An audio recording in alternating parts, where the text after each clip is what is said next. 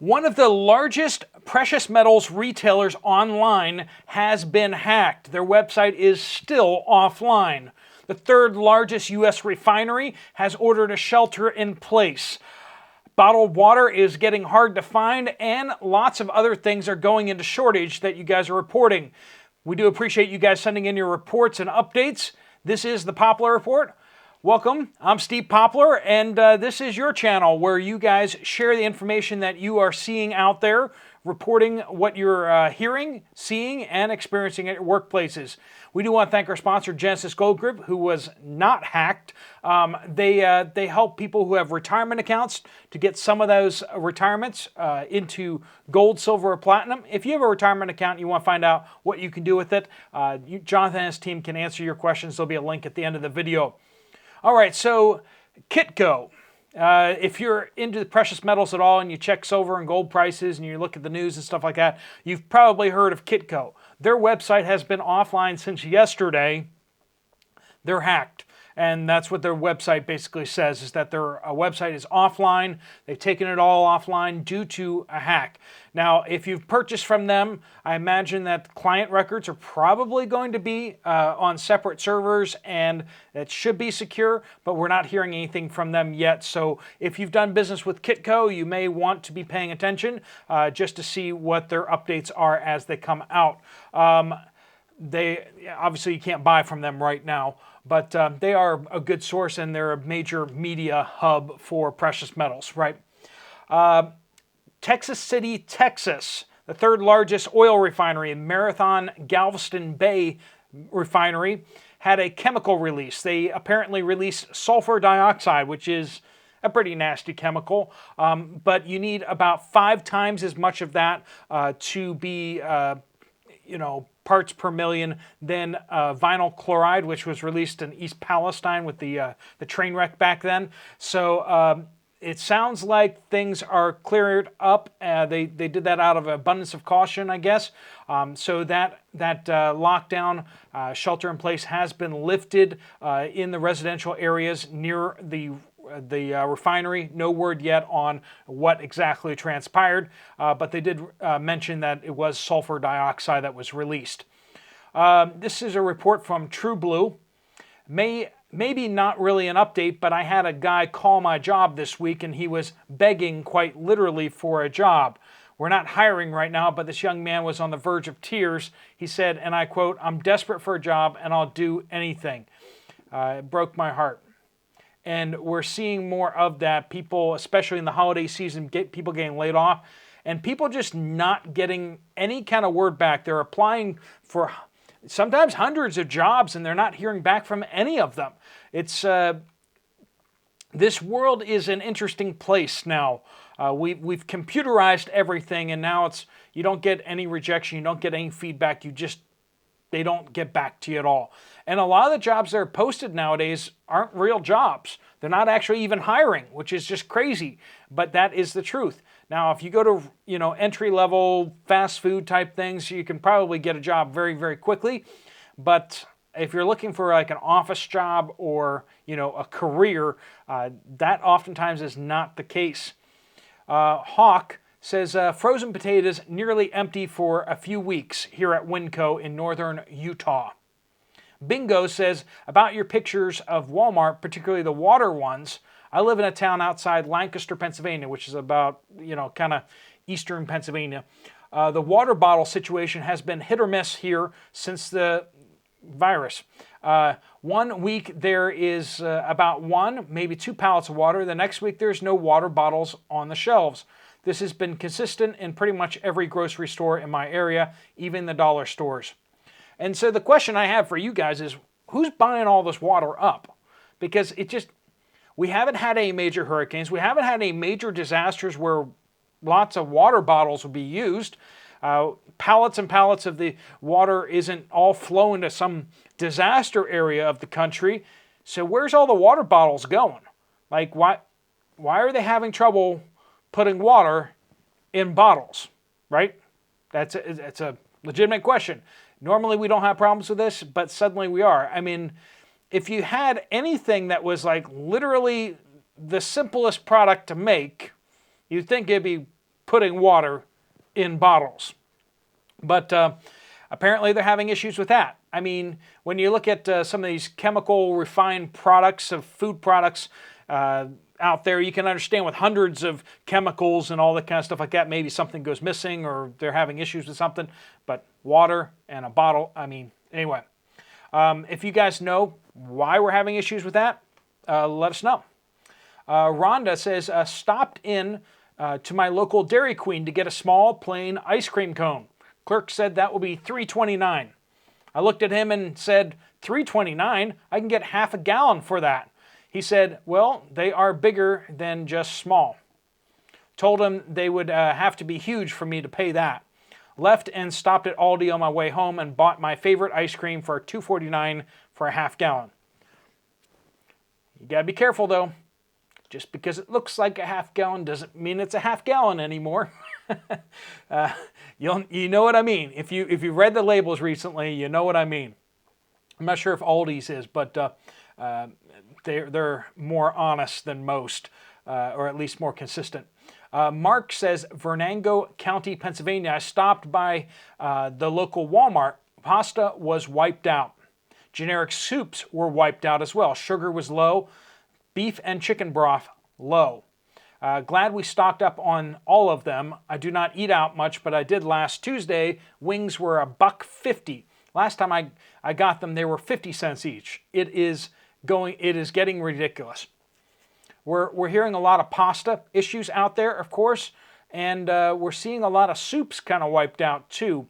And that's not just there. Canned goods are having some issues out there. Not sure exactly what it is, but it seems to be hitting a lot of canned goods. So it might be a metal issue, might be, who knows. If you have any information from your workplace or anything like that, you can always email me directly at poplarpreparedness@gmail.com, or you can post an update on this channel. Any comment on this channel with the word update in there will get to the right place and give us some sort of geographical location if you can. Tynol says, Savannah, Georgia. I was at Sam's Club yesterday when you first started talking about the sugar shortage. The online price was $10.89 for a 25-pound bag. Yesterday it was $20. $10.89, $20. Just a few weeks here, right? Now, note we have an Imperial sugar refinery here. The large cooking oil ranged from $35 to $40. When I put up my cart, put it in my cart, I imagine. Someone left their prescriptions in another cart. I returned it to the pharmacy. Always double check your carts. Goes without saying, right? But we should say it sometimes. Dollar Tree's laundry detergent, cleaning supplies, dish soap, and medical supplies were wiped out. Plenty of Chinese communist Christmas items and junk food. They didn't put the word communist in there, but I did. So I may have triggered a few of you, but that's okay. Baking Lady says, Southeast Pennsylvania. Wow, this side of the state is much like yours. Went to BJ's yesterday. I was shocked. Butter wiped out. Pasta wiped out. Flour gone. And cream cheese also very low. We've been seeing issues with cream cheese out there for sure too. I have never seen the shelves in that store like this. Walmart was much the same 2 days ago, only a few boxes of the name brand pasta on the shelf. I saw many with a lot of water in their carts, but older people only maybe had 4 or 5 items in their carts. Everything you said is showing up now. Get stocked up, right? I want to throw some helpful information out there. One of the things that just doesn't get discussed enough around is these HDRs. If you're going to get cheap stocked up, rice and beans is the way to go. To my last account, for like 85, 88 cents a day, you can get stocked up for food with rice and beans with some other fixings in there, like bouillon and cooking oil and like vitamins and stuff like that. But HDRs is something that nobody seems to talk about. These are MREs that are designed to be given out like in humanitarian crisis, hence the name, humanitarian daily rations. But unlike an MRE, which is one meal, this is 2 meals. This is 2,000 calories, enough calories for a full-grown adult for a day. Now, if you're doing a lot of activity, you probably need a little more calories than that. But all of us probably have a little bit of excess. But 2,000 calories is what you want. These things run at like $4. $4 a pouch. If you buy a pack of 10, you got them on Amazon. There's other dealers out there that have them. It's vegetarian, and you're not getting the highest, fanciest stuff on MREs and stuff like that. But a day's ration for $4, and it's already pre-cooked. Everything is pre-cooked. You don't have to cook rice. You don't have to cook beans.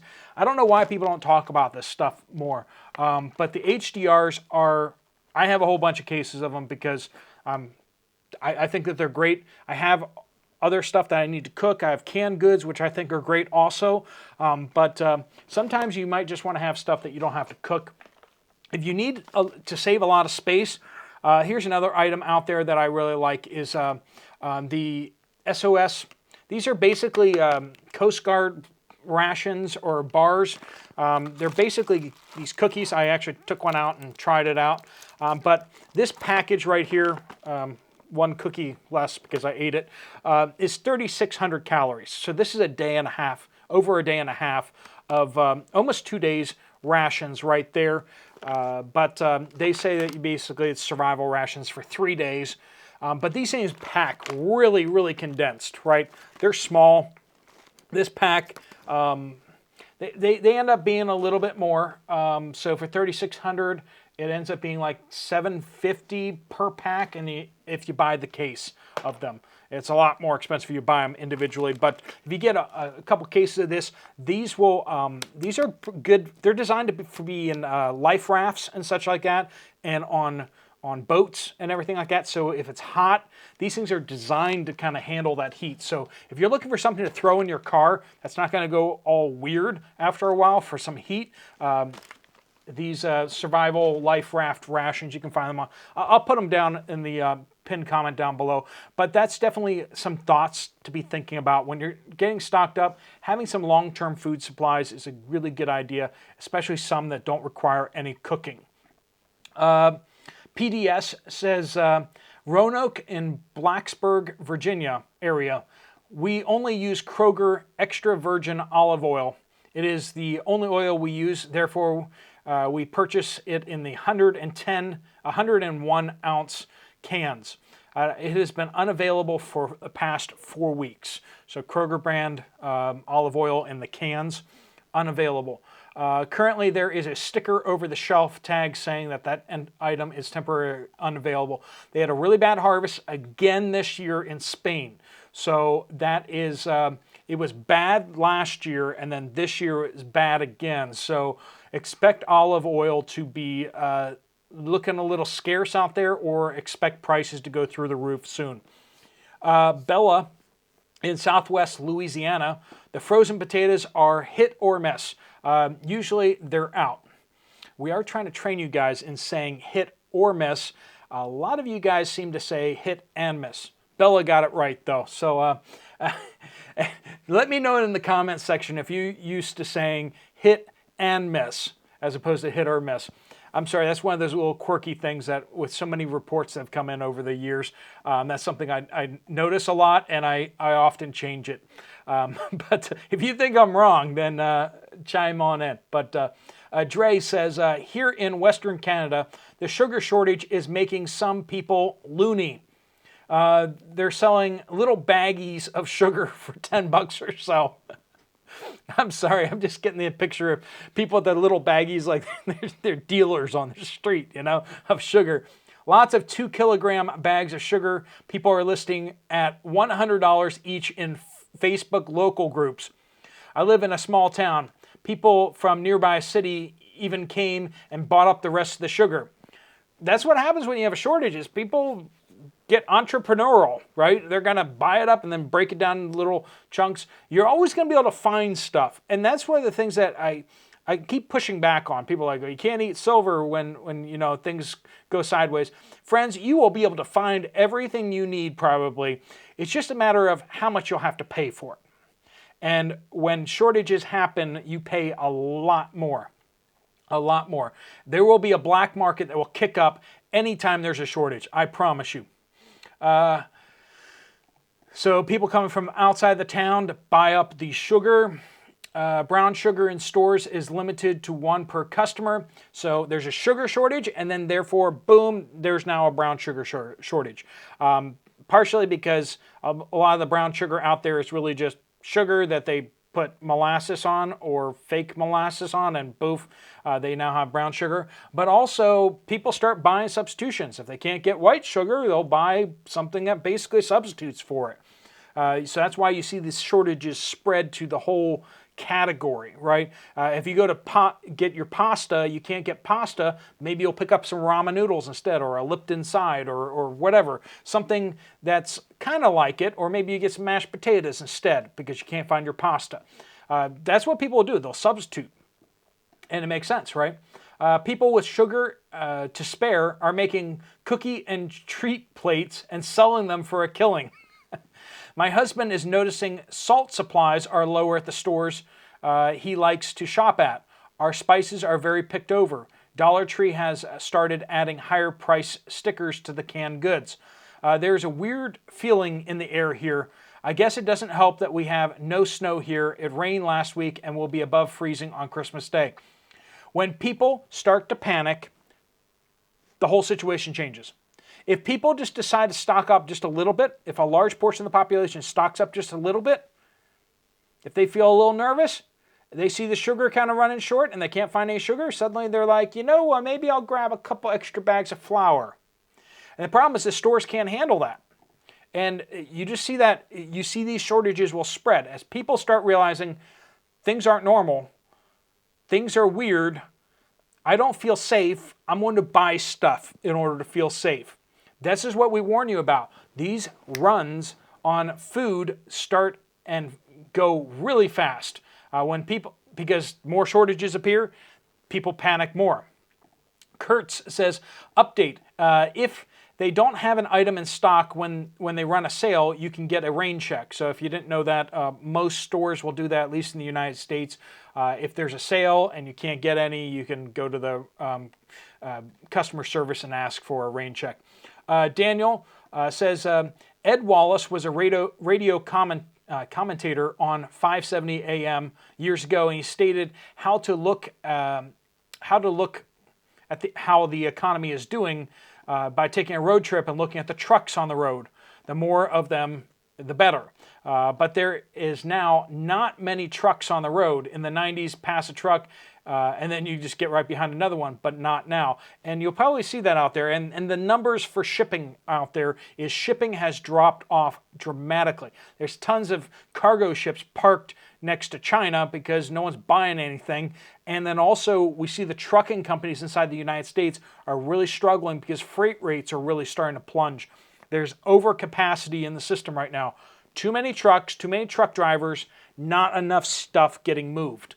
And right after Christmas, expect tons and tons of layoffs because there's an artificial bump in the demand right now, right around Christmas time.